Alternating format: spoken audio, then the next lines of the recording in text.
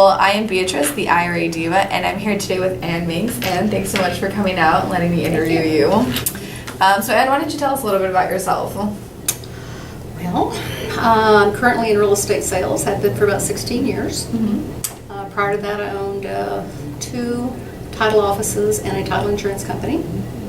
I guess I've been working since I was about 15 years old, and I'm a lot older than that now. I'll tell you how old. And I've been very successful in whatever I chose to do.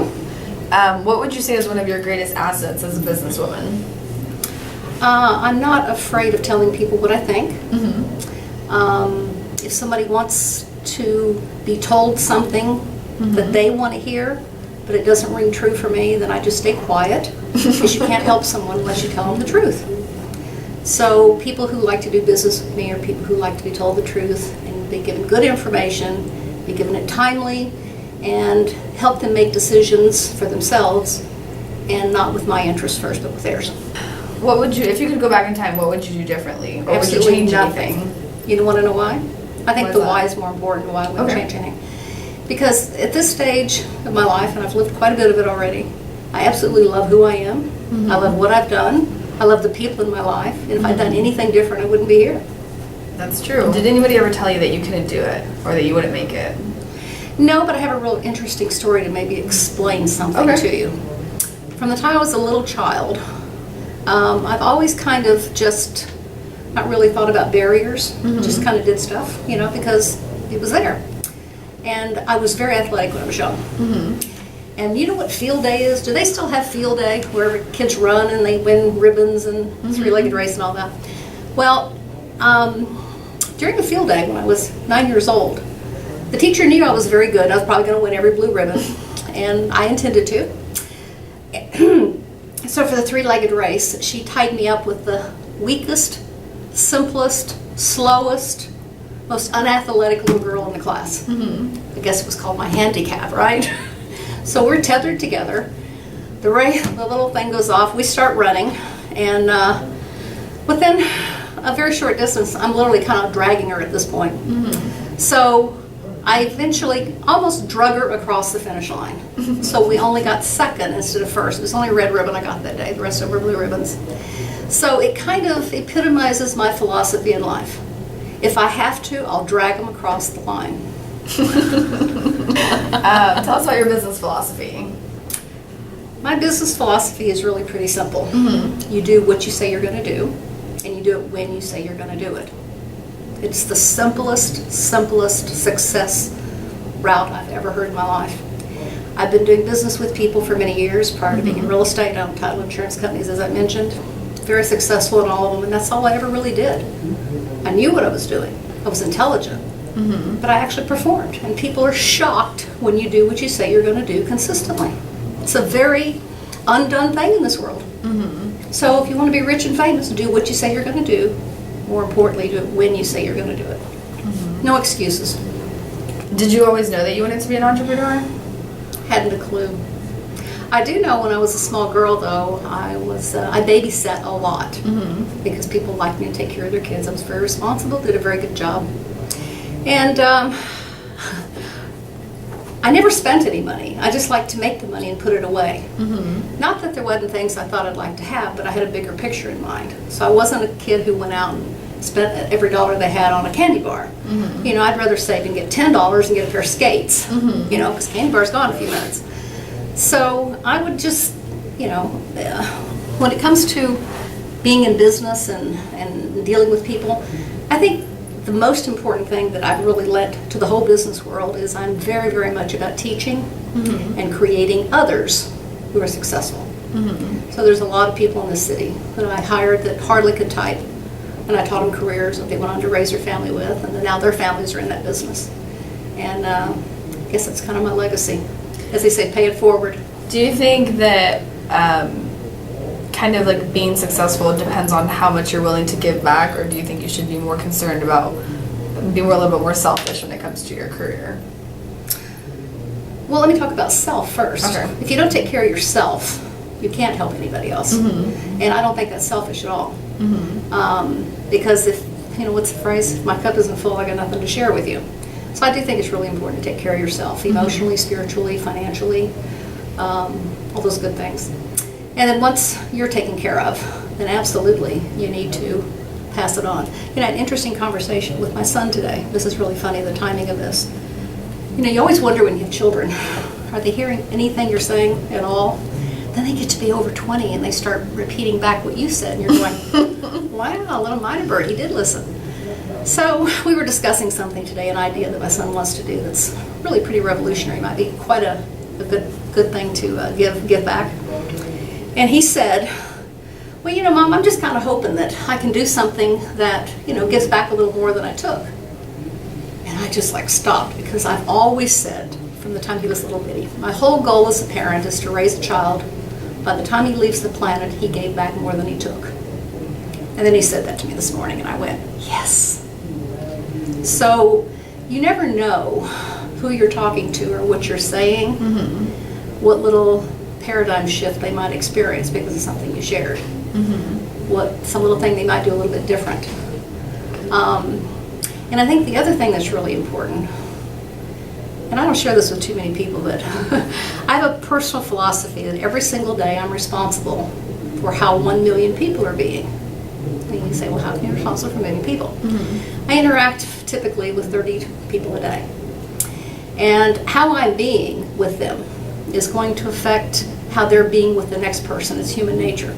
If I'm not nice or I'm upset them or whatever, then they're going to do that. And that can affect 1 million people with the numbers by the end of the day badly. Or good. Like everybody's network. Yeah. So it's like everybody that they touch, then they're a little cranky, and then they're a little cranky, and next thing you know, you got a big cranky planet. So if you kind of go the other way, and you think that, you know, what am I saying to this person today that might have them say something to someone else or do something different, or, you know, might change something down the way. Because, you know, life is just one big ripple pond. It's all water. Yeah. All the ripples are moving. You're either moving in the same direction or you're fighting it. It's the domino effect. Yeah. Well, Anne, I know that you've been a client of Quest for a good amount of time now. Is there a reason that you went with Quest, or what is it about self-directed IRAs that you like? I'll tell you the quick story of how we found Quest. In November of 2007, the stock market was at 14,000. And because I read and study a lot about finances, I knew that we were probably in for a fall. Just reading a lot of stuff had me worried. So we totally got out of the stock market 100%, went into money markets. Told my husband, I said, you know, you're the great researcher, and he is. I'm the actor, he's the researcher. I said, you need to figure out a way that we can make a living and invest our money and not be in the stock market. And he goes, you mean like CDs? And I went, I don't think that's going to work, honey. You're going to have to figure it out. So being the good researcher he is, about 2 weeks later he says, I found this thing that's really interesting. I want to discuss it with you. Okay. So he started explaining to me. At the time it was called different company and trust, but it's now Quest. He said, this is really interesting philosophy. He says, you know, this is where they want you to be responsible for your own money. And I went, really? What a concept. Perfect. Perfect for my personality. Never did like giving somebody my money that had, it's kind of like a doctor who writes a prescription. You know, they get little kickbacks from the companies. So how do you know they're doing for your good? So I said, well, all these companies that want to sell me stocks and bonds, you know, they're commission driven, and that's how they're going to make their money. And I said, I've always worried about that. I said, okay, let's talk about it. So we come to our first meeting over here. And I think you were leading it. I think Nathan was leading it. And he says, starts explaining the concept. And I'm pretty learned financially. And I mean, all these roadblocks start going up like, are you kidding me? Well, first of all, they start talking about returns, you know, of 8, 10, 12, 15%.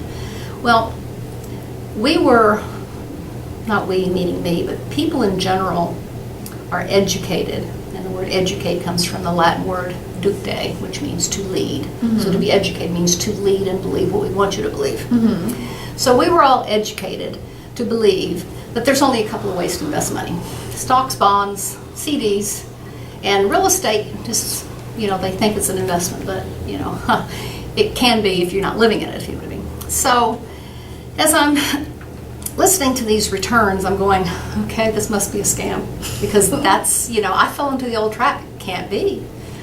But I stuck with it, and I listened, and he talked about, different ways you can make money.